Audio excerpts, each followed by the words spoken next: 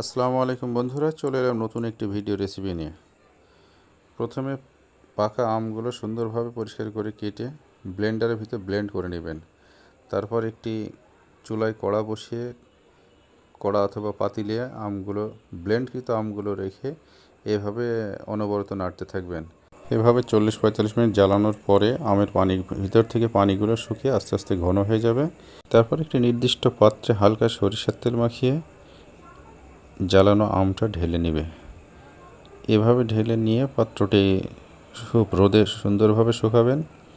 শুকায় নিলে তৈরি হয়ে যাবে আপনাদের কাঙ্ক্ষিত হোমমেড অর্গানিকভাবে তৈরিকৃত আমসত্ত্ব, যেগুলো বাসার বাবুরা খুব পছন্দ করে। এগুলো আপনারা এইভাবে পাত্রে নিয়ে এগুলো রোদে শুকাবেন, খুব সুন্দরভাবে আমসত্ত্ব তৈরি হয়ে যাবে।